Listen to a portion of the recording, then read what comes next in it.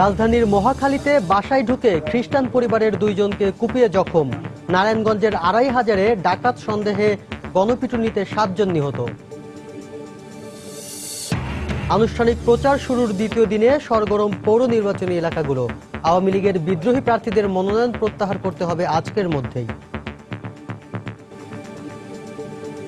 প্রার্থীরা পদ প্রত্যাহার না করলে তাদেরকে দলীয় শৃঙ্খলা ভঙ্গের অভিযোগে তাদেরকে বহিষ্কার করা হবে। যুক্তরাষ্ট্রে পাকিস্তান কনসুলেটের সামনে নিউ ইয়র্ক প্রবাসী বাংলাদেশিদের বিক্ষোভ। পাকিস্তানের সঙ্গে কূটনৈতিক সম্পর্ক ছিন্ন করতে সরকারের প্রতি আহ্বান। স্বাধীনতার ৪৪ বছরেও মানবাধিকার শতভাগ প্রতিষ্ঠিত হয়নি বলে নানা মহলের অভিযোগ। অনেক উন্নত দেশের তুলনায় বাংলাদেশের অবস্থা ভালো, দাবি স্বরাষ্ট্রমন্ত্রীর। এবং জাপানি নাগরিক কুনিও হোশি হত্যা মামলায় জেএমবির স্বীকারোক্তির পর পুলিশের তদন্ত নিয়ে প্রশ্ন। রাজনৈতিক উদ্দেশ্যে বিএনপিকে জড়ানো হয়েছে অভিযোগ দলটির।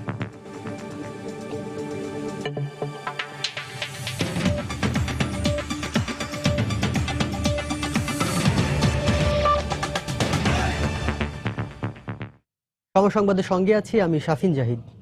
নারায়ণগঞ্জের আড়াইহাজারে পুরিন্দাবাজার এলাকায় ডাকাত সন্দেহে গণপিটুনিতে 7 জন নিহত হয়েছে। গুরুতরভাবে আহত হয়েছে 5 জন। দর্শক, কিছুক্ষণের মধ্যেই আমরা এই খবরের বিস্তারিত আপনাদেরকে জানাতে পারবো। এদিকে রাজধানীর মহাখালীর আরজতপাড়ায় একটি বাসায় খ্রিস্টান পরিবারের বাসায় ঢুকে 3 জনকে কুপিয়ে ও গুলি করে জখম করেছে দুর্বৃত্তরা। ওই বাড়ির বাসিন্দারা জানায় ভোর 4টার দিকে এই ঘটনা ঘটে। বাড়িটির জানালার গ্রিল বাঁকা করে মুখোশ পরা 3 ব্যক্তি ঘরে প্রবেশ করে। বিষয়টি টের পেয়ে জেগে গেলে বাসায় থাকা নরেন ও রাজেশকে এলোপাতাড়ি কোপায় ও গুলি করে দুর্বৃত্তরা।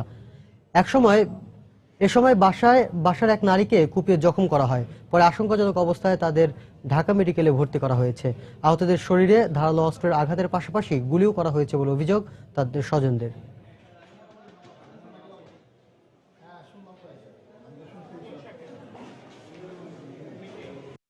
আমার 2টা ভাইকে গুলি করা হয়েছে, স্টেপ করা হয়েছে। দুজনেই অবস্থা খুবই মারাত্মক। আমার কাছে এটা ডাকাতি বা কোনো কিছু মনে হচ্ছে না। অ্যাজ উই আর খ্রিস্টান, ঠিক আছে, আমাদের উপর মনে হয় একটা হামলা আসতেছে, সেটা আমার কাছে যেটা মনে হচ্ছে। কারণ যদি ডাকাতি হয়ে থাকতো তাহলে আমাদের এখান থেকে কোনো কিছু নেওয়া হতো আর কি। একজনের অবস্থা খুবই ক্রিটিক্যাল, একজন এখন মোটামুটি সেভ আছে। দর্শক, এই মুহূর্তে ঢাকা মেডিকেল কলেজ হাসপাতালে আছেন রিপোর্টার খান মোহাম্মদ রুমেল। আমরা সরাসরি চলে যাচ্ছি তার কাছে। রুমেল, আপনি যেমনটি বলছিলেন যে মহাখালীর আরজতপাড়ায় এই বাসায় এই ঘটনাটি ঘটে এবং আমরা যেটি জেনেছি পরিবারের সদস্যের সঙ্গে কথা বলে যে ভোর রাত 3টা থেকে 3:30টার মধ্যে কয়েকজন মুখোশধারী দুর্বৃত্ত বাসার গ্রিল কেটে তাদের বাসায় ঢুকে এবং বাসায় ঢুকে গুলি করে এবং এলোপাতাড়ি কুপিয়ে তারা এখান থেকে পালিয়ে যায়। তো এই বাসায় যে 2জন আহত হয়েছেন তাদের ছোট ভাই নরবার্ট ডি গমেজ, তো তার সঙ্গে আমার কথা হয়েছিল। তো তিনি যেটি জানিয়েছেন যে যদি তারা যে দুর্বৃত্তরা বাসায় এসেছিলেন তারা বাসা থেকে কোনো কিছু নিয়ে যাননি, অর্থাৎ যদি তারা চুরি কিংবা ডাকাতি উদ্দেশ্যে আসতেন তাহলে হয়তো বাসা থেকে মালামাল কিংবা নগদ টাকা পয়সা সেটি নেওয়ার চেষ্টা করতো, কিন্তু বাসা থেকে কোনো জিনিসপত্র নেয়নি। শুধুমাত্র তাদেরকে আহত করে এখান থেকে তারা যে দুর্বৃত্তরা তারা পালিয়ে গেছে। তো তিনি যেটি বলছেন, অর্থাৎ এই পরিবারের স্বজনরাও যেটি বলছেন যে তারা খ্রিস্ট ধর্মের অনুসারী হয়, তাদেরকে টার্গেট করে হামলা করা হয়েছে। কিন্তু আমরা তাদের কাছে জানতে চেয়েছিলাম যে তাদেরকে কোনো পূর্বশত্রু ছিল কিনা কিংবা তাদেরকে কেউ কোনো হুমকি কিংবা কোনো ভয়ভীতি দেখিয়েছিল কিনা। তো তিনি কিন্তু বলছেন যে না, এর আগে অর্থাৎ আজ রাতে এই ঘটনা ঘটার আগে তাদেরকে কেউ কোনো ভয়ভীতি দেখায়নি, কেউ কোনো হুমকি ধামকেও দেয়নি। তো তারপরেও কী কারণে এই ঘটনাটি ঘটলো সে বিষয়টি কিন্তু তারা এখনো পর্যন্ত নিশ্চিত করে কিছুই বলতে পারছেন না। তবে পরিবারের সদস্যরা যেটি জানিয়েছেন যে ঘটনার পরপরই তেজগাঁও থানা পুলিশ তাদের বাসায় এসেছিল এবং ঘটনাস্থল তারা পরিদর্শন করে গেছেন। তো পরবর্তী যে প্রক্রিয়াগুলো সেটি হয়তো পরে জানা যাবে। আর এখানে যে 3 জনকে কুপিয়ে আহত করা হয়েছে তার মধ্যে 2জন পুরুষ এবং 1জন নারী। তো নারী যে রয়েছেন তাকে শুধুমাত্র ধারালো অস্ত্র দিয়ে আঘাত করা হয়েছিল, তো তাকে চিকিৎসা দিয়ে এখান থেকে ছেড়ে দেওয়া হয়েছে। আর যে বাকি যে 2জন পুরুষ রয়েছেন তাদেরকে গুলিও করা হয়েছে এবং তাদেরকে ধারালো অস্ত্র দিয়ে আঘাতও করা হয়েছে। আমরা যেটি দেখেছি যে 2জন পুরুষের মধ্যে 1জনের চোখে আঘাত করা হয়েছে। তো তাদেরকে এই মুহূর্তে হাসপাতালে চিকিৎসা দেওয়া হচ্ছে। কিছুক্ষণ আগে আমি খবর নিয়েছিলাম যে 2জন আহত হয়েছেন তারা 2জন সম্পর্কে সহোদর ভাই। তো এর মধ্যে বড় ভাই যে রাজেশ, তিনি একটি বেসরকারি ব্যাংকে চাকরি করেন। তো কিছুক্ষণ আগে আমি খবর নিয়ে যেটি জেনেছি যে তাকে এই মুহূর্তে অপারেশন থিয়েটারে ঢুকানো হয়েছে এবং তার অপারেশনের কাজ চলছে। আর যে ছোট ভাই তিনি চোখে আঘাতপ্রাপ্ত হয়েছেন, তো তার চোখে চিকিৎসা দেওয়া হয়েছে এবং এই মুহূর্তে তাকে ওয়ার্ডেই রাখা হয়েছে। তো ঢাকা মেডিকেল কলেজ থেকে আমার কাছে এখন পর্যন্ত এতটুকুই ছিল। দর্শক, রাজধানীর মহাখালীর আরজতপাড়ায় ভোরে একটি বাসায় ডাকাতের হামলা হয়েছে, আর এই ঘটনায় গুলিবিদ্ধ হয়েছে 2 জন। আর সেই খবর জানাতে ঢাকা মেডিকেল কলেজ হাসপাতাল থেকে আমাদের সাথে ছিলেন রিপোর্টার খান মোহাম্মদ রুমেল। এবার পৌর নির্বাচনের খবর।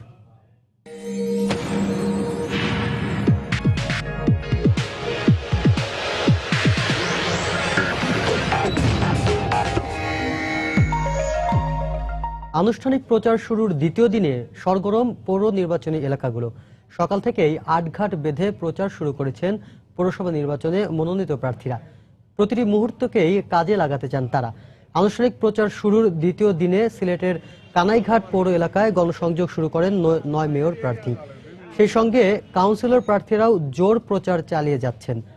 আর স্বতন্ত্র প্রার্থীরাও নিজেদের ব্যক্তি পরিচয় ভোটারদের কাছে তুলে ধরতে মাঠে নেমেছেন সকাল থেকেই। এদিকে নওগাঁ পৌরসভা এলাকায় ভোটারদের কাছে গিয়ে সমস্যা সমাধানের নানা প্রতিশ্রুতি দিচ্ছেন প্রার্থীরা। আর ভোটাররা বলছেন যাচাই বাছাই করে নিজেদের পছন্দের প্রার্থীকেই ভোট দেবেন তারা।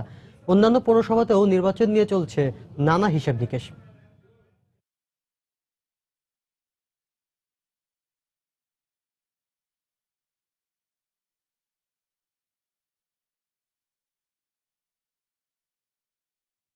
দেশের বিভিন্ন স্থানে আনুষ্ঠানিকভাবে পৌর নির্বাচনের প্রচার প্রচারণায় নেমেছেন প্রার্থীরা। এই মুহূর্তে রাজশাহীর নওগাঁ সদর পৌর এলাকায় আছেন আমাদের রিপোর্টার সাইফুর রহমান রকি এবং সিলেটের কানাইঘাট পৌর এলাকায় আছেন রিপোর্টার ইকরামুল কবির। সেই সাথে ময়মনসিংহের জামালপুর পৌরসভায় আছেন রিপোর্টার হারুনুর রশিদ।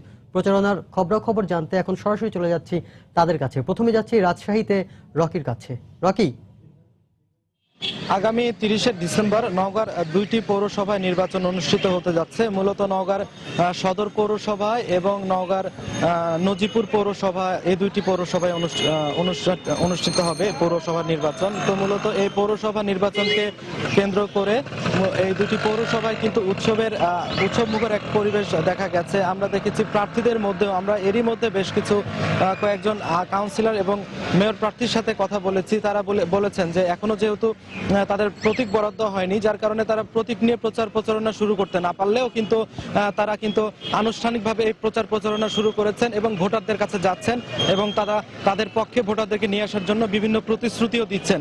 আমি কিছু তথ্য শাফিন আপনাকে দিয়ে রাখি। সেটি হচ্ছে নওগাঁর সদর পৌরসভায় মোট ভোটার সংখ্যা 1,05,000। এখানে মোট জনসংখ্যা আছে 3.5 লাখ। এখানে মূলত যে সমস্যাগুলো আছে, ড্রেনেজ, জলাবদ্ধতা, যানজট, বিনোদন ব্যবস্থা অপর্যাপ্ত, রাস্তাঘাটের স্বল্পতা, এ ধরনের সমস্যাগুলো মূলত রয়েছে। তো প্রার্থীরা এ ধরনের সমস্যাগুলোকে পুঁজি করে ভোটারদের ভোট চাচ্ছেন এবং ভোটাররা বলছেন যে আসলে এ ধরনের সমস্যাগুলো যেসব প্রার্থীকে দিয়ে মূলত এই কাজগুলো উন্নয়ন হবে, জলাবদ্ধতা দূর হবে, রাস্তাঘাটের সমস্যাগুলো দূর হবে, তারা এ ধরনের প্রার্থীকে বেছে নেবেন। তো আরো কিছু তথ্য দিয়ে রাখি। মূলত এখানে যে আওয়ামী লীগ সমর্থিত প্রার্থী রয়েছেন তিনি হচ্ছেন দেওয়ান সাকার আহমেদ, উনি আওয়ামী লীগ সমর্থিত, এবং বিএনপি সমর্থিত প্রার্থী হচ্ছে নজিবুল হক সনি, উনি বর্তমান মেয়র হিসেবে দায়িত্ব পালন করছেন। এখানে মোট 5 জন মেয়র প্রার্থী রয়েছেন যারা মূলত এই পৌরসভায় নির্বাচনে অংশ নিচ্ছেন, মেয়র পদে প্রতিদ্বন্দ্বিতা করছেন। যেহেতু এখনো প্রতীক বরাদ্দ হয়নি, তারা এখনো কিন্তু প্রতীক পায়নি এবং প্রতীক নিয়ে তারা কিন্তু এখনো প্রচার প্রচারণা শুরু করতে পারেনি।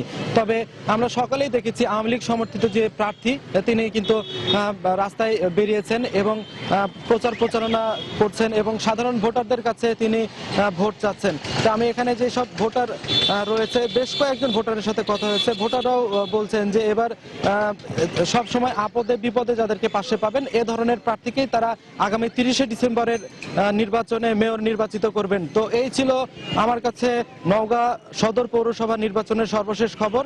এখন আমি চলে যাচ্ছি আমাদের সহকর্মী ইকরামুল কবিরের কাছে। তিনি জানাবেন আমাদের সিলেটের পৌরসভা নির্বাচনের সর্বশেষ অবস্থা। ধন্যবাদ রকি। রাজশাহীর মতো সিলেট বিভাগের সর্বত্র এখন পৌর নির্বাচনকে ঘিরে একটি উৎসবমুখর পরিবেশ বিরাজ করছে। সিলেট বিভাগের যে 4টি জেলা রয়েছে, 4টি জেলার 16টি পৌরসভা নির্বাচন অনুষ্ঠিত হবে এই 30শে ডিসেম্বর। আর সিলেট জেলার যে 3টি পৌরসভা রয়েছে, গোলাপগঞ্জ, কানাইঘাট এবং জকিগঞ্জ, এই 3টি পৌরসভার নির্বাচন অনুষ্ঠিত হবে 30শে ডিসেম্বর।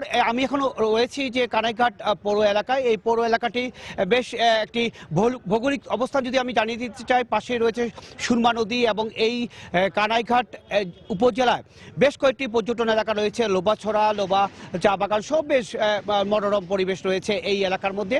এবং এই এলাকায় এসে আমি সকাল থেকে যে জিনিসটা দেখেছি সেটা হচ্ছে কি প্রত্যেকটি চার দোকান এবং বাজারে সর্বত্র এখন এই মেয়র প্রার্থীদের নিয়ে আলাপ আলোচনা চলছে এবং বিভিন্ন রাস্তাঘাটের উন্নয়ন, পৌর ভবন, নিজস্ব ভবন সহ বিভিন্ন কর্মকাণ্ড নিয়ে সবার মুখে মুখে এখন এই সামনের নির্বাচন নিয়ে কথাবার্তা হচ্ছে। আমি একটু আপনাকে তথ্য দিয়ে যা রাখতে চাচ্ছি যে এই কানাইঘাট পৌরসভার আয়তন হচ্ছে 4.5 কিলোমিটার, 4.5 বর্গ কিলোমিটার এবং ভোটার সংখ্যা 16,287 জন। তার মধ্যে পুরুষ রয়েছে 8,311 জন এবং মহিলা রয়েছে 7,976 জন। এবং এই পৌরসভার নির্বাচনে, আগামী যে নির্বাচন, এই নির্বাচনে প্রতিদ্বন্দ্বিতা করবেন 9 জন মেয়র প্রার্থী এবং কাউন্সিলরের পুরুষ কাউন্সিলর পদে রয়েছেন 43 জন কাউন্সিলর পদপ্রার্থী এবং সংরক্ষিত মহিলা আসন যেটা রয়েছে 3টি আসন, সেই 3টি আসনের জন্য 5 জন প্রার্থী রয়েছেন। 5 জন ইতিমধ্যেই একটি আসন বিনা প্রতিদ্বন্দ্বিতায় নির্বাচিত হয়ে গেছেন।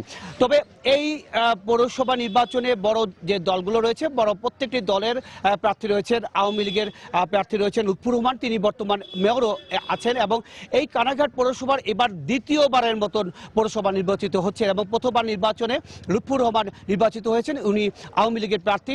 এবং বিএনপির প্রার্থী রয়েছেন আব্দুর রহিম এবং জাতীয় পার্টির প্রার্থী রয়েছেন বাবুল আহমদ। এখানে আরেকটি আওয়ামী লীগের জন্য সমস্যা রয়েছে, এখানে বিদ্রোহী প্রার্থী, আওয়ামী লীগের একজন বিদ্রোহী প্রার্থী রয়েছেন নিজামুদ্দিন। এছাড়া এই এলাকার যে আমি ভোটারদের সাথে কথা বলে সকাল থেকে জেনেছি অত্যন্ত শান্তিপূর্ণ এবং পরিবেশ বিরাজ করছে। এখানে কোনো ধরনের এখন পর্যন্ত কোনো ধরনের বিশৃঙ্খল পরিস্থিতি সৃষ্টি হয়নি। আমি এই কানাইঘাট পৌরসভা নির্বাচনকে ঘিরে যে উৎসব আমি এখন কথা বলবো এই কানাইঘাট প্রেস ক্লাবের প্রতিষ্ঠাতা সভাপতি এম এ হান্নানকে জানতে চাইবো, সংক্ষিপ্তভাবে বলবেন আপনারা কেমন ধরনের প্রার্থী চাচ্ছেন? কানাইঘাট পৌরসভার দ্বিতীয়বারের মতো নির্বাচন অনুষ্ঠিত হবে 30 ডিসেম্বর।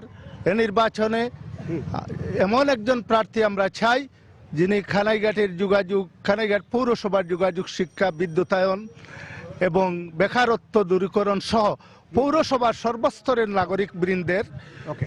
নাগরিকবৃন্দের সুযোগ সুবিধা বৃদ্ধি করে কানাইঘাট পৌরসভাকে একটি মডেল পৌরসভা হিসাবে রূপান্তরিত যিনি করতে পারবেন, সে ধরনের প্রার্থীকে আমরা নির্বাচিত করতে চাই। আপনি শুনছিলেন যে এই পৌর এলাকার যে প্রেস ক্লাব রয়েছেন, এই প্রেস ক্লাবের প্রতিষ্ঠাতা সভাপতি বলছিলেন যে যিনি এই কথা বলছিলেন এখন প্রত্যেকটি এই এলাকার ভোটারদেরই একই কথা, যিনি উন্নয়ন করবেন তাকে আগামী 5 বছরের জন্য নির্বাচিত করবেন।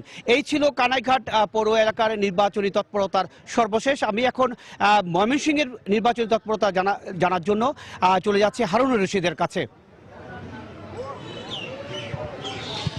ধন্যবাদ ইকরাম। জামালপুরেও আসলে চলছে পৌরসভার যে সম্ভাব্য যারা প্রার্থী রয়েছেন মেয়র এবং কাউন্সিলর পদে প্রতিদ্বন্দ্বিতা করছেন, তারা এখানে গণসংযোগ শুরু করেছেন। মেয়র প্রার্থীরা আনুষ্ঠানিকভাবেই গণসংযোগ চালাচ্ছেন। আমরা বেশ কয়েকজন প্রার্থীর সাথে কথা বলেছি এবং দেখেছি তারা যে আসলে গণসংযোগ করছেন জামালপুর পৌরসভার বিভিন্ন এলাকায়। তারা ভোটারদের কাছে যাচ্ছেন এবং তাদের প্রতিশ্রুতির কথা জানান দিচ্ছেন এবং ভোটারদের তাদের পক্ষে আনার জন্য চেষ্টা করছেন। আমি একটু জানিয়ে রাখছি যে এই জামালপুর পৌরসভায় এখানে 3 জন প্রার্থী প্রতিদ্বন্দ্বিতা করছেন, তিনজনই দলীয় মনোনীত প্রার্থী। আওয়ামী লীগের মনোনয়ন পেয়ে নৌকা প্রতীকের প্রার্থী রয়েছেন মির্জা শাকাওয়াতুল আলম মনি এবং বিএনপির মনোনয়ন পেয়ে ধানের শীষ প্রতীকের প্রার্থী রয়েছেন বর্তমান মেয়র শাহ মোহাম্মদ ওয়ারেস আলী মামুন এবং আরেকজন প্রার্থী রয়েছেন জাতীয় পার্টির মনোনীত প্রার্থী, তিনি খন্দকার হাফিজুর রহমান বাদশাহ। এছাড়া এই পৌরসভায় সাধারণ কাউন্সিলর পদে 90 জন প্রার্থী প্রতিদ্বন্দ্বিতা করছেন এবং সংরক্ষিত মহিলা আসনেও এখানে 22 জন প্রার্থী প্রতিদ্বন্দ্বিতা করছেন। এই পৌরসভার মোট ভোটার সংখ্যা 96,357 জন। এখানে পুরুষ ভোটার রয়েছেন 46,913 জন আর মহিলা ভোটার রয়েছেন 49,444 জন। এখানে ভোটারদের বিশ্লেষণে দেখা যায় যে এখানে মহিলা ভোটার পুরুষ ভোটারের চেয়ে অনেকটা বেশি রয়েছেন। তো এই পৌরসভায় আসলে বেশ কিছু সমস্যা রয়েছে, যেমন রাস্তাঘাটের সমস্যা রয়েছে, ড্রেনেজ ব্যবস্থার সমস্যা রয়েছে এবং বিভিন্ন ধরনের যে অবকাঠামোগত সমস্যা রয়েছে। তো এই সমস্যাগুলো সমাধান করে তারা কিভাবে এই জামালপুর পৌর শহরকে একটি আধুনিক পৌর শহর হিসাবে গড়ে তুলবেন সেই প্রতিশ্রুতি নিয়ে আসলে মেয়র প্রার্থী যারা রয়েছেন তারা ভোটারদের কাছে যাচ্ছেন, তারা বিভিন্ন ধরনের প্রতিশ্রুতি দিচ্ছেন। আমি 2 জন মেয়র প্রার্থীর সাথে কথা বলেছি, আওয়ামী লীগ এবং বিএনপি মনোনীত যে দুজন মেয়র প্রার্থী রয়েছেন, তারা যেটা জানিয়েছেন যে আসলে তারা যদি নির্বাচিত হতে পারেন তাহলে এই পৌরসভাকে একটি আধুনিক এবং মডেল পৌর হিসেবে গড়ে তোলার জন্য চেষ্টা করবেন এবং রাস্তাঘাট সহ পয় নিষ্কাশন সহ ড্রেনেজ ব্যবস্থার উন্নয়ন করবেন এবং শিশু পার্ক প্রতিষ্ঠা করবেন। তো তারা এই ধরনের প্রস্তুতি দিচ্ছেন এবং ভোটাররাও বলছেন যে আসলে যারা তাদের উন্নয়নে কাজ করবেন এবং তাদের পাশে থাকবেন সে ধরনের প্রার্থীকেই তারা আসলে ভোট দিবেন, যে প্রকৃতপক্ষেই জামালপুর পৌরসভার উন্নয়ন কাজ করতে পারবেন। তো এই ছিল আসলে এখানকার জামালপুর পৌর নির্বাচনের সর্বশেষ অবস্থা। এখন আমি চলে যাচ্ছি স্টুডিওতে। সাফিন। দর্শক, দেশের বিভিন্ন স্থানে আনুষ্ঠানিকভাবে পৌর নির্বাচনের প্রচার প্রচারণায় নেমেছেন প্রার্থীরা, আর সেখান থেকে সেই খবরগুলো জানাচ্ছিলেন নওগাঁ সদর পৌর এলাকা থেকে সাইফুর রহমান রকি, সিলেটের কানাইঘাট পৌর এলাকা থেকে ইকরামুল কবির এবং জামালপুরের সদর পৌরসভায় থেকে হারুনুর রশিদ। এদিকে পৌরসভা নির্বাচনে আওয়ামী লীগের বিদ্রোহী প্রার্থীরা আজকের মধ্যে মনোনয়নপত্র প্রত্যাহার না করলে দল থেকে বহিষ্কার করা হবে বলে হুঁশিয়ারি দিয়েছেন দলের যুগ্ম সাধারণ সম্পাদক মাহবুবুল আলম হানিফ। গতরাতে গণভবনে প্রধানমন্ত্রী ও আওয়ামী লীগ সভাপতি শেখ হাসিনার সঙ্গে দলের শীর্ষ নেতাদের বৈঠক শেষে সাংবাদিকদের কথা বলেন হানিফ। পৌরসভা নির্বাচনে ইতিমধ্যে দলীয় প্রার্থীর বিরুদ্ধে যে সমস্ত দলের ব্যক্তিরা যারা বিদ্রোহী প্রার্থী হিসেবে এখনো আছেন, প্রত্যেকের কাছে আমরা চিঠি পাঠিয়ে দিচ্ছি আমাদের দলের পক্ষ থেকে। এই চিঠিতে নির্দেশনা দেওয়া আছে আগামী 24 ঘন্টার মধ্যে যে সমস্ত প্রার্থীরা এখনো বিদ্রোহী হিসাবে আছেন তাদেরকে প্রত্যাহার করার জন্য নির্দেশ দেওয়া হয়েছে। 24 ঘন্টার মধ্যে প্রার্থীতা প্রত্যাহার না করলে তাদেরকে দলীয় শৃঙ্খলা ভঙ্গের অভিযোগে তাদেরকে বহিষ্কার করা হবে। যুক্তরাষ্ট্রে পাকিস্তান কনসুলেটের সামনে বিক্ষোভ করেছে নিউ ইয়র্ক প্রবাসী বাংলাদেশিরা। এ সময় তারা শান্তিরক্ষী মিশনে পাকিস্তানি সেনাবাহিনীকে অন্তর্ভুক্তি না করা, সিমলা চুক্তি বাস্তবায়ন এবং যুক্তরাষ্ট্রে কনসুলেট ভবনে সম্পত্তি সহ বিভিন্ন পাওনা আদায়ের দাবি জানায়। সমাবেশ থেকে পাকিস্তানকে অবিলম্বে বাংলাদেশের কাছে ক্ষমা চাওয়ার আহ্বান জানানো হয়। এছাড়া পাকিস্তানের সঙ্গে কূটনৈতিক সম্পর্ক ছিন্ন করতে সরকারের প্রতি আহ্বান জানিয়েছে তারা। নিউ ইয়র্ক থেকে শিহাবুদ্দিন কিস্তুর পাঠানো রিপোর্ট। মঙ্গলবার অ্যালায়েন্স অব বাংলাদেশি আমেরিকানসের উদ্যোগে নিউ ইয়র্কের পাকিস্তান কনসুলেটের সামনে বিক্ষোভ করে প্রবাসী বাঙালিরা। সমাবেশে 1971 সালে গণহত্যার জন্য বাংলাদেশের কাছে ক্ষমা প্রার্থনা এবং স্বাধীনতার আগে কেনা পাকিস্তানের কনসুলেট ভবনের বাংলাদেশের অংশ ফিরিয়ে দেওয়ার দাবি জানানো হয়। 71 সালের যুদ্ধের সময় যে 195 জন সেনাবাহিনী বর্বরতা চালিয়েছিল, জেনোসাইড চালিয়েছিল, তাদের বিচার চাই। পাকিস্তানকে বাংলাদেশের কাছে ক্ষমা চিনতে হবে। সমাবেশে বক্তব্য রাখেন সাংস্কৃতিক ব্যক্তিত্ব বেলাল বেগ, প্রবীণ সাংবাদিক সৈয়দ মাহমুদুল্লাহ, মুজাহিদ আনসারী, ডক্টর সিদ্দিকুর রহমান, ডক্টর প্রদীপ কর, সুব্রত বিশ্বাস। এ সময় বক্তারা পাকিস্তানের গোয়েন্দা সংস্থা আইএসআই কে জঙ্গি সংগঠন তালেবান, আল কায়দা ও আইএসআইএস এর জন্মদাতা বলে উল্লেখ করেন। ব্রিটিশ ভারত থেকে যখন ভারত এবং পাকিস্তান হয় তখন দুই ভাগে বিভক্ত করা হয়। আজকে পাকিস্তানের যে অংশ, এই অংশের অর্ধেক আমাদের প্রাপ্য। এই সম্পদ প্রায় $250 মিলিয়ন সম্পত্তি। এই ভিত্তিতে এই সম্পত্তি আমাদেরকে ফিরিয়ে দেওয়ার জন্য আমরা আহ্বান জানাচ্ছি। পাকিস্তান বাংলাদেশের 30 লক্ষ মানুষকে হত্যা করেছে, তাদের কোনো অধিকার নাই এই জাতিসংঘের শান্তি মিশনে কাজ করা। তবে প্রবাসীদের এসব দাবির স্মারকলিপি গ্রহণে অস্বীকার করে পাকিস্তান কনসুলেট। প্রবাসী বাংলাদেশিদের একটি দাবি, পাকিস্তানকে বাংলাদেশের কাছে ক্ষমা চাইতে হবে। শিহাবুদ্দিন কিসলু, সময় সংবাদ, নিউ ইয়র্ক। সময় সংবাদে আরো থাকছে, নীতি নির্ধারকদের অদূরদর্শিতায় এসএমই খাতে উদ্যোক্তার সংখ্যা বাড়লেও বাড়েনি ব্যবসার পরিসর। মেধাভিত্তিক উদ্যোগকে মূল্যায়নের পরামর্শ অর্থনীতিবিদদের।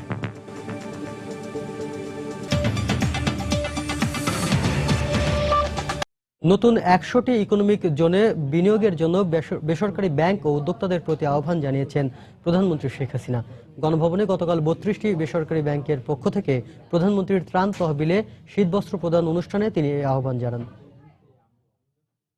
আমার দেশের মানুষকে ভবিষ্যতে আর কোনদিন এরকম আমার কম্বল দিতে হয়, সে কম্বল কেনার সক্ষমতা যেন তারা অর্জন করতে পারে, অন্তত তাদের আর্থিক সচ্ছলতার জন্য এতটা হয়। একটা ব্যাংক নিলে সাথে সাথে বিনিয়োগের একটা সুযোগ হয়। 100টা অর্থনৈতিক অঞ্চল করব সমগ্র বাংলাদেশে। অর্থনৈতিক অঞ্চলগুলিতে ইনভেস্টমেন্ট শুরু করেন, যাতে করে আমাদের উন্নয়নটা অর্থাৎ ইন্ডাস্ট্রিয়ালাইজেশনটা এটা একটা জায়গায় সীমাবদ্ধ না, সমস্ত বাংলাদেশে আমরা ছড়িয়ে দিতে চাই। তা আপনাদেরও যে যার যতটুকু সম্মর্থ হবে, যার যার এলাকা, আপনারা এই প্রতিষ্ঠানগুলির দিকে একটু দৃষ্টি দেবেন। তৃণমূল থেকে প্রশাসনের সব পর্যায়ে নারীদের অংশগ্রহণ বেড়েছে উল্লেখ করে প্রধানমন্ত্রী শেখ হাসিনা বলেছেন, নারী উন্নয়নে যা করা দরকার বর্তমান সরকার তাই করছে, আর ভবিষ্যতেও তা করে যাবে। বেগম রোকেয়া দিবস এবং রোকেয়া পদক প্রদান অনুষ্ঠানে গতকাল তিনি কথা বলেন। প্রধানমন্ত্রী বলেন, অনেক চড়াই উতরাই পার করে নারীর অধিকার প্রতিষ্ঠার ক্ষেত্রে বাংলাদেশ বর্তমান অবস্থানে এসেছে, তাই ভবিষ্যতে বাংলাদেশকে আর কোনোভাবেই অন্ধকার যুগে ফিরতে দেয়া যাবে না। 21 শতকে বাঙালি নারীর যে ক্ষমতায়ন, শিক্ষায়, কর্মক্ষেত্রে নারীর যে অবাধ বিচরণ, 19 শতকে সেই স্বপ্ন দেখেছিলেন রংপুরের পায়রাবন্দের বেগম রোকেয়া। পুরো নাম বেগম রোকেয়া সাখাওয়াত হোসেন। ব্রিটিশ রাজের যুগে যিনি সমাজের কুপমণ্ডুকতা আর কুসংস্কার ভেঙে লড়াই করেছেন নারী অধিকার প্রতিষ্ঠায়, হয়েছেন বাংলার নারী জাগরণের অগ্রদূত। বেগম রোকেয়া দিবসের অনুষ্ঠানে প্রধানমন্ত্রী শেখ হাসিনা জানালেন, এদেশের নারীরা যেন নিজ নিজ ক্ষেত্রে তার অবস্থান করে নিতে পারে তা নিশ্চিত করবেন তিনি এবং তার সরকার। আমরা চাই না বাংলাদেশে ভবিষ্যৎ কোনো অন্ধকার যুগে প্রবেশ করুক। চড়াই উতরাই পার হয়ে আজকে বাংলাদেশ এগিয়ে যাচ্ছে। অনেক ঘাত প্রতিঘাতের মধ্য দিয়ে আমাদের নারী সমাজ আজকে সমাজের প্রতিটি স্তরে তাদের স্থান করে নিতে পেরেছে, যেটা ছিল বেগম রোকেয়ার স্বপ্ন। শেখ হাসিনা বলেন, ধর্মের অপব্যাখ্যা করে বিশাল নারী গোষ্ঠীকে ঘরে বসিয়ে রাখার কোনো সুযোগ নেই। আমরা শালীনতা বজায় রেখে চলাফেরা করেও কিন্তু সব কাজ আমরা করতে পারি, আর ইসলাম ধর্ম কিন্তু নারীদের সেই সুযোগ দিয়েছে। ইসলাম ধর্ম যিনি প্রথম গ্রহণ করেছিলেন নবী করিম সাল্লাল্লাহু আলাইহি সাল্লামের হাত থেকে, তিনি ছিলেন বিবি খাদিজা, যিনি ব্যবসা বাণিজ্য করতেন, এবং নবী করিম সাল্লাল্লাহু আলাইহি সাল্লামের স্ত্রী বিবি আয়েশা, তিনি তো রণক্ষেত্রে নবীজির পাশে থাকতেন। কাজে এটাই তো আমাদের সামনে সবচেয়ে বড় দৃষ্টান্ত। কাজে অন্য কোনো অজুহাতে মেয়েদেরকে কর্মক্ষেত্র থেকে দূরে রাখবে সে সুযোগ কিন্তু নেই। এর আগে দেশীয় উপাদানে নান্দনিক পোশাক তৈরি করে আন্তর্জাতিকভাবে সুনাম অর্জন করায় বিবি রাসেলকে দেয়া হয় বেগম রোকেয়া পদক 2015। এছাড়া নারী উন্নয়ন, নারীর ক্ষমতায়ন এবং দরিদ্র নারীদের কর্মসংস্থানের সুযোগ তৈরি করে দেয় ডক্টর তাইবুন নাহার রশিদকে মরণোত্তর এই পদকে ভূষিত করা হয়। শাহ আলী জয়, সময় সংবাদ, ঢাকা। দেশের মানুষের গণতান্ত্রিক অধিকার হরণ করা হয়েছে বলে মন্তব্য করে বিএনপি চেয়ারপারসন বেগম খালেদা জিয়া বলেছেন, জীবন ও সম্পদের নিরাপত্তার স্বার্থে সকলকে ঐক্যবদ্ধ হয়ে এই সরকারের অপসারণ করা দরকার। জাতিসংঘ ঘোষিত মানবাধিকার দিবস উপলক্ষে বুধবার গণমাধ্যমে পাঠানো এক বাণীতে তিনি কথা বলেন।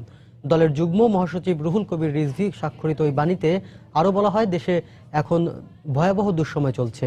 5 জানুয়ারির নির্বাচনের পর ক্ষমতাসীনরা দেশকে বদ্ধভূমি বানিয়ে ফেলেছে বলেও মন্তব্য করা হয় বাণীতে। জাপানি নাগরিক কুনিও হোশি হত্যা মামলায় নতুন মোড় নেয় পুলিশের তদন্তের সক্ষমতা নিয়ে সংশয় দেখা দিয়েছে। রংপুর বিভাগের শীর্ষ কর্মকর্তার দাবি, জেএমবির এক সদস্য আদালতে হত্যাকাণ্ডের সাথে জড়িত থাকার স্বীকারোক্তিমূলক জবানবন্দি দিয়েছে। এ অবস্থায় গ্রেফতার হওয়া বিএনপির নেতাদের আইনজীবীরা বলছেন, রাজনৈতিক উদ্দেশ্যেই তাদের এ মামলায় জড়ানো হয়েছে। তবে পাবলিক প্রসিকিউটর বলছেন, রাজনৈতিক পরিচয় নয়, বরং ঘটনার সঙ্গে সম্পৃক্ততাই এখানে মুখ্য। মানিক সরকারের তথ্য, শাকিল মাহমুদের ছবি নিয়ে ফেরদৌস লিপির রিপোর্ট। গত 3 অক্টোবর রংপুরে জাপানি নাগরিক কুনিও হোশি হত্যার পর থেকে সরকারি উচ্চ পর্যায় থেকে বলা হচ্ছে, এই হত্যাকাণ্ডের সাথে বিএনপি জামায়াতের সম্পৃক্ততা রয়েছে।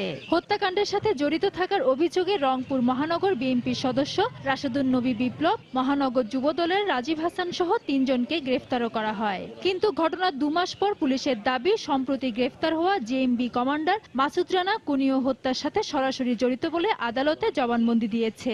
এতে দেখা দিয়েছে সংশয়। মাসুদ রানা তো আমাদের ধরা পড়েছে এবং সে আদালতে স্বীকারোক্তিমূলক জবানবন্দি দিয়েছে। সে নিজেই বলেছে যে সে নিজেই শুট করেছে।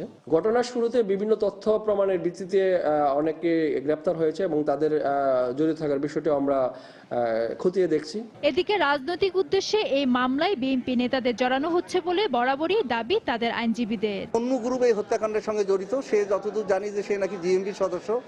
মানে তারা এগুলা ঘটনা ঘটাচ্ছে, কিন্তু এই দোষটা চাপানোর চেষ্টা করা হচ্ছে বিএনপির উপরে। তবে তদন্তের মাধ্যমে ঘটনার সাথে জড়িত মূল হোতাদের নাম বেরিয়ে আসবে বলে জানান জেলা পিপি। এখানে আসামি হিসেবে যাদের ধৃত হয়েছে, কে কোন দলের সঙ্গে সংশ্লিষ্ট, এটা তো আমাদের মুখ্য বিষয় না, মূলত তাদের ইনভলভমেন্ট আছে কিনা। পুলিশ তদন্ত করতেছে, তদন্তের ব্যাপারটা বাইরে আসবে। কুনিও হোসি ছাড়াও জেএমবির সদস্যরা মাজার খাদেম রহমত আলীকে হত্যা ও বাহাই সম্প্রদায়ের নেতা রুহুল আমিনকে গুলি করে হত্যার চেষ্টা চালায় বলে আদালতে জবানবন্দি দিয়েছে।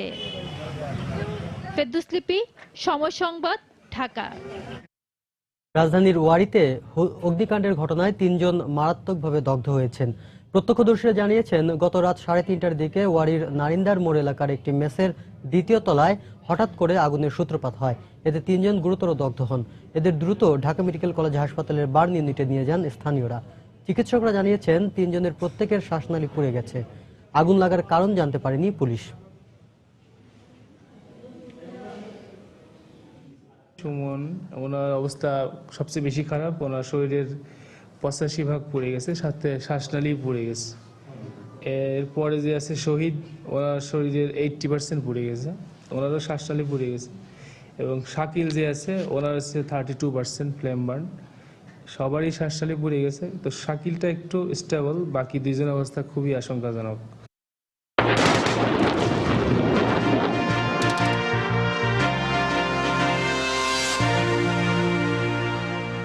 স্বাধীনতার 44 বছর পার হলেও দেশে মানবাধিকারের সংস্কৃতি প্রতিষ্ঠিত হয়নি, এমন অভিমত জানিয়ে মানবাধিকার কর্মীরা বলছেন, দেশে নাগরিক অধিকার রক্ষায় আশার প্রতিফলন ঘটাতে হবে রাষ্ট্রকেই।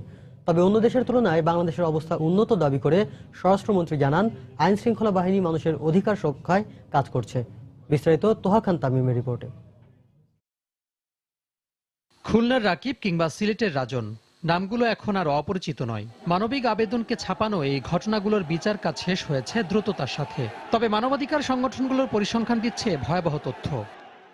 চলতি বছরের জানুয়ারি থেকে নভেম্বর পর্যন্ত গুম হয়েছেন 44 জন, আর বিচার বহির্ভূত হত্যাকাণ্ডের শিকার হয়েছেন 171 জন। পাশাপাশি রয়েছে রাজনৈতিক সহিংসতা আর সংখ্যালঘুদের উপর অত্যাচার। তবে স্বরাষ্ট্রমন্ত্রীর দাবি, দেশে কোনো বিচার বহির্ভূত হত্যাকাণ্ড নাই। পুলিশের সঙ্গে যে সমস্ত বন্দুক যুদ্ধ হয়, এগুলো আসলেই বন্দুক যুদ্ধ হয়। দুষ্কৃতিকারীরা অ্যাটাক করে কিংবা পালিয়ে যাওয়ার চেষ্টা করে, সেই সময় সমস্ত ঘটনাগুলি ঘটে। সারা পৃথিবীতে যারা নাকি এই ধরনের মানবাধিকার কথা বলে, তাদের দেশে আরও বেশি। আর মানবাধিকার কর্মীদের মতে, বিচার না পাওয়ার সংস্কৃতি উদ্বেগজনক। বিচার চাইলে বিচার পাওয়া যাবে না এবং যারা অপরাধ করে তারা আইনের ঊর্ধ্বে থেকে যাবে, এই বোধটা কিন্তু মানবাধিকারের জন্য অত্যন্ত উদ্বেগজনক একটা বোধ। এবং এখানটা বলা হয় যে মানুষ তখন নিজে নিজেই পরাজিত বোধ করে। বলা হচ্ছে যে আইন শৃঙ্খলা রক্ষাকারী বাহিনী কর্তৃক তাদেরকে ধরে নিয়ে যাওয়া হয়েছে, কিন্তু তারপরে তার কোনো হদিস তাদের আমরা জানতে পারছি না। রাষ্ট্র সমগ্র শক্তি নিয়োগ করবে তারা নাগরিককে উদ্ধারের জন্য। নাগরিক এবং রাজনৈতিক অধিকারের ক্ষেত্রে আমরা যতটা প্রত্যাশা করেছিলাম, আমরা আশানুরূপ কিন্তু অর্জন আমরা বোধহয় করতে পেরেছি বলে দাবি করতে পারছি না। বৈষম্য কাটিয়ে সমাজের দরিদ্র মানুষগুলোর পর্যাপ্ত নিরাপত্তা বিধান নিশ্চিত করা না গেলে মানবাধিকার পরিস্থিতি উন্নতি হবে না বলে মনে করছেন বিশেষজ্ঞরা। এটা কখনো গ্রহণযোগ্য হতে পারে না। তোহা খান তামিম, সময় সংবাদ, ঢাকা। সময় সংবাদে আরো থাকছে, নোয়াখালীর জয়কৃষ্ণপুর সরকারি প্রাথমিক বিদ্যালয়ের ঝুঁকিপূর্ণ ভবনে চলছে শিক্ষা কার্যক্রম। বারবার বলার পরও কোনো পদক্ষেপ নেয়নি কর্তৃপক্ষ, অভিযোগ শিক্ষকদের।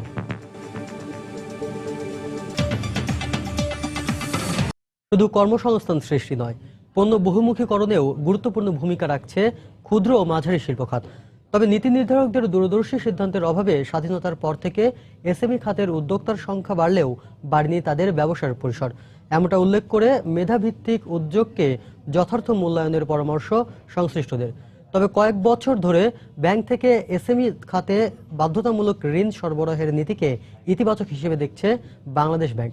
বিস্তারিত কামরুল হাসান সবুজের রিপোর্টে। 5 বছর আগে যখন আমরা স্টার্ট করি তখন 3 লাখ টাকা দিয়ে স্টার্ট করা, এখন টার্নওভার হয়েছে প্রায় 50 লাখ টাকা। সফলতার কাছাকাছি গেলে অনেক মানুষই আসবে ফান্ড নিয়ে, বাট সেই জায়গাটা আপনাকে প্রুভ করতে হবে যে ইয়েস আই ক্যান ডু। এমন ছোট বড় সফলতার মধ্য দিয়েই অর্থনৈতিকভাবে শক্তিশালী হচ্ছে 44 বছর আগের বাংলাদেশ। পরিসংখ্যান বলছে, দেশের মোট জিডিপিতে 30% অবদান রাখা শিল্প খাতের 90%-এর বেশি আসে ক্ষুদ্র ও মাঝারি শিল্প থেকে, যেখানে কাজ করছে 70 লাখের বেশি উদ্যোক্তা। তবে সংশ্লিষ্টদের দাবি, এসএমইকে ঝুঁকিপূর্ণ ভেবে যথার্থ পৃষ্ঠপোষকতা না করায় প্রত্যাশামতো উন্নতি হয়নি এ খাতের। আমাদের যেটা দরকার ছিল, ক্ষুদ্র উদ্যোক্তা থেকে মাঝারি থেকে বড় শিল্প, এরকম একটা গ্র্যাজুয়েশন। ক্ষুদ্র উদ্যোক্তারা ওই ক্ষুদ্র সেগমেন্টেই থেকে যাচ্ছে, যাচ্ছেন, মাঝারিরা মাঝারিতে থেকে যাচ্ছেন। এটার একটা বড় অবস্টাকেল কিন্তু হচ্ছে স্কিল এবং access to finance. Intellectual based কোনো প্রজেক্ট, ব্যাংকার ওই প্রজেক্টের ব্যাপারে যতখানি প্রাধান্য দিচ্ছেন, ম্যাটেরিয়ালিস্টিক বেসড প্রজেক্টকে বেশি প্রায়োরিটাইজ করতেছেন। মেধাকে স্বীকৃতি দিতে হবে। তবে নীতি নির্ধারকরা বলছেন, উদ্যোক্তাদের সহযোগিতা করতে মাঝে মধ্যে ছোট বড় যেসব কার্যক্রমের আয়োজন করা হয়, অজ্ঞতার কারণেই সেখান থেকে সুবিধা নিতে পারেন না বেশিরভাগ এসএমই উদ্যোক্তা। আইএমএসএমই অফ বাংলাদেশ চেষ্টা করছে এই প্ল্যাটফর্মটাকে আমরা one stop solution centre for the all SMEs, যে এসএমইর যে কোনো প্রবলেম হলে যাতে এইখানে এসে সমাধান পায়। আসলে উদ্যোক্তারা অনেক ইনফরমেশন জানে না। এছাড়া লক্ষ্য পূরণে অর্থনৈতিক কার্যক্রমে সবার অংশগ্রহণকে গুরুত্ব দেওয়া হচ্ছে বলে জানালেন বাংলাদেশ ব্যাংকের প্রধান অর্থনীতিবিদ। 2007 সালে এসএমই ছিল আমাদের অর্থনীতির মোট দেয়া ঋণের মাত্র 18 ভাগ, এখন এটি প্রায় 25 ভাগ, এবং এর সুফলটা আমরা দেখতে পাচ্ছি যে অর্থনীতিতে প্রবৃদ্ধিটা কিন্তু খুব বেশি উঠানামা করছে না। এই যুক্তিতে আমরা এসএমইকে আরো প্রসারিত করব। এসএমই শিল্পের সুরক্ষা ও প্রসারে নতুন নতুন খাত ও উদ্যোক্তার সঠিক তথ্য সহ ডাটাবেস তৈরিরও তাগিদ দিলেন এই খাতের সাথে জড়িতরা।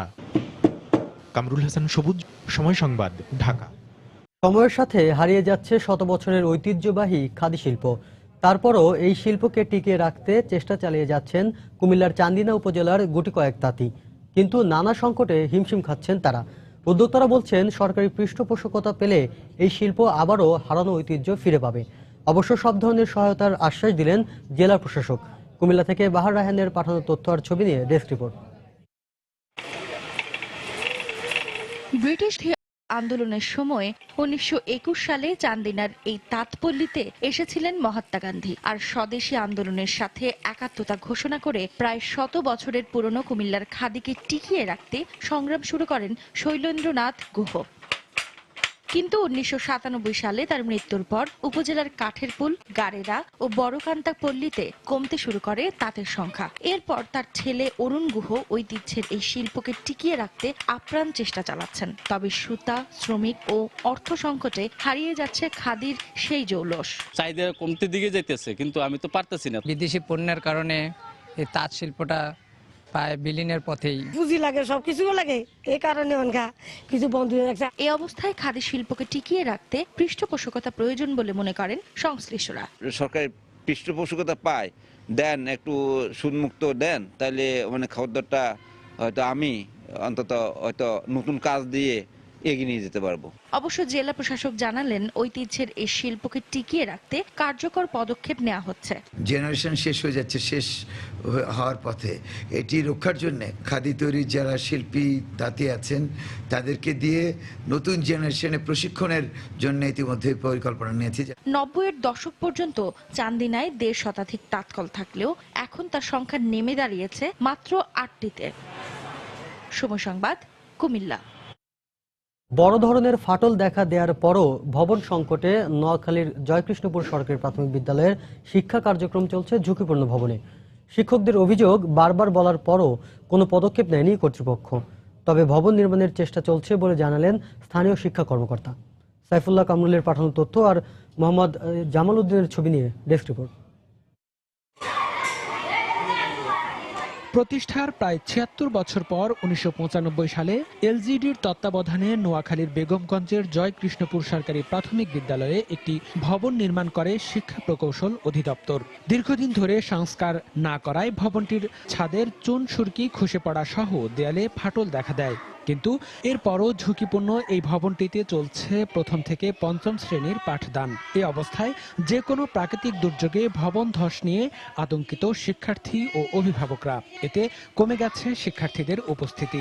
ছাদ ভেঙে আমাদের মাথা ইট বালু পড়ে যায়। বড় যদি কিছু দুর্ঘটনা হয় তাহলে আমাদের অনেক ক্ষতি হয়ে যাবে। নিজে আতঙ্কে থাকি, বাচ্চারা কি ক্লাস করবে। সরকারের কাছে আমাদের আবেদন যে আমাদেরকে একটা নতুন ভবন তৈরি করে দেন।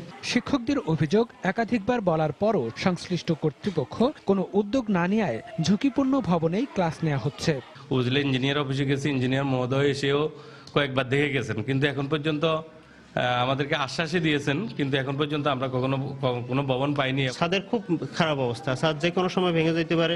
অবশ্য দ্রুত সমস্যা সমাধানের আশ্বাস দিলেন উপজেলা শিক্ষা কর্মকর্তা। সারা বাংলাদেশে অনলাইন জরিপ কার্যক্রম চলমান। জয় কৃষ্ণপুর স্কুলটি আমাদের তালিকাতে আছে। আশা করছি অল্প কিছুদিনের মধ্যে এই বিদ্যালয়ে নতুন একটি ভবন আমরা বরাদ্দ পাবো। 1919 সালে প্রতিষ্ঠিত এই বিদ্যালয়টিতে বর্তমানে 2 শতাধিক শিক্ষার্থী পড়াশোনা করছে। সময় সংবাদ, নোয়াখালী। বন্ড সুবিধার আওতায় আমদানি করা লোহা জাতীয় দ্রব্য বা বিপিশিট অবৈধভাবে খোলা বাজারে বিক্রির প্রতিবাদে মানববন্ধন করেছে বাংলাদেশ আয়রন ও স্টিল ইম্পোর্টার অ্যাসোসিয়েশন। জাতীয় প্রেস ক্লাবের সামনে গতকাল এ মানববন্ধন করেন তারা। এতে সংস্থাটির নেতাকর্মী ছাড়াও যোগ দেন এই খাতে থাকা মাঝারি ও ক্ষুদ্র ব্যবসায়ীদের বিভিন্ন সংগঠন। এ সময় ব্যবসায়ীরা বলেন, বন্ডের সুবিধা নেওয়া অনেক কোম্পানি অবৈধভাবে লোহা জাতীয় পণ্যের চালান আনা নেয়া এবং খোলা বাজারে বিক্রি করায় রাজস্ব হারাচ্ছে সরকার। অন্যদিকে ক্ষতিগ্রস্ত হচ্ছে অন্যান্য কোম্পানি। বন্ডের সুবিধা নেওয়া এই কোম্পানিগুলোর বিরুদ্ধে পদক্ষেপ নেওয়ারও দাবি জানান তারা। পরে সংবাদ সম্মেলনে লৌহ জাতীয় শিল্পের আমদানি পর্যায়ে সব সুবিধা বাতিল করার দাবি জানান। পাশাপাশি বন্ড সুবিধাভোগীদের গত 10 বছরের উৎপাদন এবং আমদানির পার্থক্য নিশ্চিত করে রাজস্ব আদায় করা না হলে রাজধানী সহ সারা দেশে স্টিল শিট ও কয়েল ব্যবসায়ীদের দোকান বন্ধ রাখার হুঁশিয়ারি দেন তারা। যারা উৎপাদনকারী যমুনা গ্রুপের চেয়ারম্যান নুরুল ইসলাম বাবুল ও এক সাংবাদিকের নামে এনবিআর এর বিরুদ্ধে অপপ্রচার ও ভয়ভীতি প্রদর্শনের অভিযোগে রাজধানীর রমনা থানায় জিডি করেছে জাতীয় রাজস্ব বোর্ড এনবিআর। এনবিআর এর সদস্য তন্দ্রা শিকদার জানায়, অনিয়ম ও শুল্ক ফাঁকির ঘটনা আড়াল করতে যমুনা গ্রুপ এনবিআর এর কর্মকর্তাদের হুমকি ও অপপ্রচার অব্যাহত রাখায় বোর্ড সভার সিদ্ধান্ত অনুযায়ী এই জিডি করা হয়েছে। যমুনা গ্রুপ এবং এর মালিকগণ অব্যাহতভাবে আমাদের এনবিআর এবং এনবিআর কর্মকর্তাদের বিরুদ্ধে নানা ধরনের অপপ্রচার করে আসছে। মূলত তারা যে কর ফাঁকি দিচ্ছে সেটিকে যখনই আমরা সামনে আনতে চাইছি এই ফাঁকি রোধ করার জন্য, সেটিকে যখন আমরা সামনে আনতে যাব তখনই বাধার সম্মুখীন হয়েছে। মূলত সেই কারণেই নানা ধরনের অপপ্রচার শুরু হয়েছে এবং হুমকি দিচ্ছে। তো সেই জন্য আমরা এই জিডিটা করেছি। দেশের বাইরের খবর, মুসলিম বিদ্বেষী মন্তব্য করে নিজ দেশসহ সারা বিশ্বে সমালোচনার পরও 2016 সালে অনুষ্ঠিত হতে যাওয়া যুক্তরাষ্ট্রের প্রেসিডেন্ট নির্বাচনী লড়াই থেকে সরে যাবেন না বলে জানিয়েছেন রিপাবলিকান মনোনয়ন প্রত্যাশী ডোনাল্ড ট্রাম্প।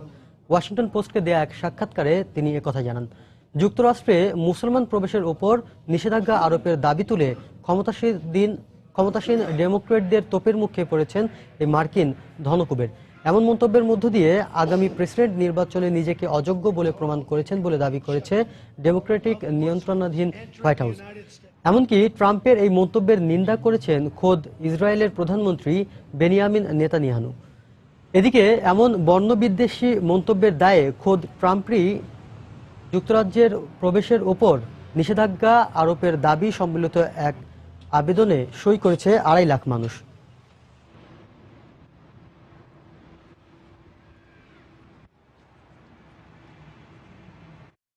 আফগানিস্তানের কান্দাহারের বিমানবন্দরে তালেবানদের হামলায় নিহতের সংখ্যা বেড়ে কমপক্ষে 70 জনে দাঁড়িয়েছে বলে জানিয়েছে সংবাদ মাধ্যম আল জাজিরা।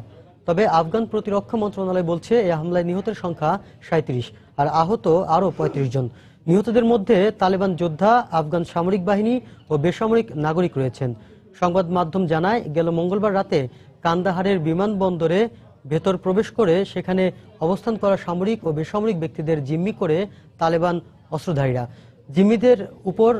জিম্মিদের উদ্ধার করতে গেলে আফগান মার্কিন সেনা ও ন্যাটো সদস্যদের সমন্বয়ে যৌথ বাহিনীর সঙ্গে সংঘর্ষ বেঁধে যায়। আল জাজিরার দাবি, বুধবার রাতেও জিম্মি দশায় ছিল কমপক্ষে 10 জন। সম্প্রতি তালেবানদের সঙ্গে শান্তি আলোচনার পুনরায় শুরু করতে পাকিস্তানের কাছে সহযোগিতা চেয়েছে আফগান সরকার।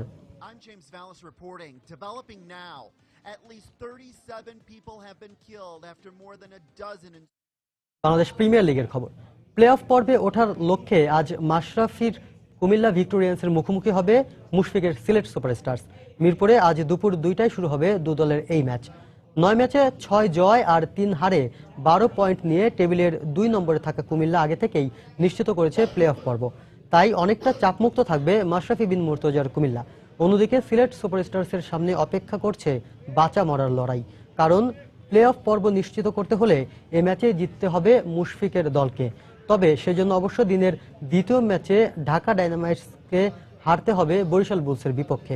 এদিকে সিলেটের পাকিস্তানি সুপারস্টার শহীদ আফ্রিদিও আছেন দারুণ ছন্দে, তাই সব মিলিয়ে এই ম্যাচে জয় তুলে নিয়ে প্লে অফ পর্বে উঠতে চাইবে সিলেট। এদিকে বিপিএলে দিনের দ্বিতীয় ম্যাচে মাহমুদুল্লাহ রিয়াদের বরিশাল বুলসের মুখোমুখি হবে সাঙ্গাকারার ঢাকা ডায়নামাইটস। মিরপুরে ম্যাচটি মাঠে গড়াবে আজ সন্ধ্যা 6:30টায়। 9 ম্যাচে 12 পয়েন্ট নিয়ে টেবিলের 3 নম্বরে থাকা বরিশাল বুলস আগে থেকেই উঠেছে প্লে অফ পর্বে। এছাড়া দলে ক্যারিবিয়ান ক্রিস গেইলের বর্তমান ফর্ম বাড়তি আত্মবিশ্বাস যোগাবে মাহমুদুল্লাহর দলকে। অন্যদিকে 9 ম্যাচে 8 পয়েন্ট নিয়ে 4 নম্বরে থাকা ঢাকার এই ম্যাচ জিতলেই নিশ্চিত হয়ে যাবে প্লে অফ পর্ব। এছাড়া শেষ ম্যাচে সাঙ্গাকারার ছন্দে ফেরা কিছুটা হলেও স্বস্তি যোগাবে ঢাকাকে।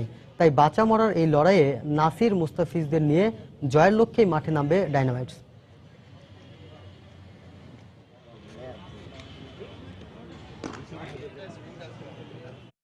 এ পর্যায়ে শীর্ষ সংবাদগুলো জানিয়ে দিচ্ছি আরেকবার।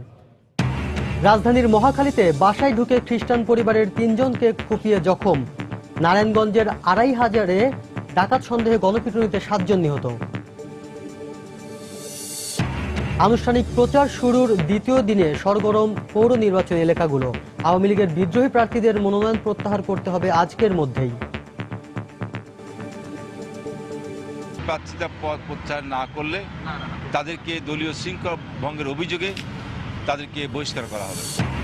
যুক্তরাষ্ট্রে পাকিস্তান কনসুলেটের সামনে নিউ ইয়র্ক প্রবাসী বাংলাদেশিদের বিক্ষোভ। পাকিস্তানের সঙ্গে কূটনৈতিক সম্পর্ক ছিন্ন করতে সরকারের প্রতি আহ্বান। স্বাধীনতার 44 বছরেও মানবাধিকার শতভাগ প্রতিষ্ঠিত হয়নি বলে নানা মহলের অভিযোগ। অনেক উন্নত দেশের তুলনায় বাংলাদেশের অবস্থা ভালো, দাবি স্বরাষ্ট্রমন্ত্রীর। এবং জাপানি নাগরিক কুনিয়ে হুসি হত্যা মামলায় জেএমবির স্বীকারোক্তির পর পুলিশের তদন্ত নিয়ে প্রশ্ন। রাজনৈতিক উদ্দেশ্যে বিএনপিকে জড়ানো হয়েছে অভিযোগ দলটির।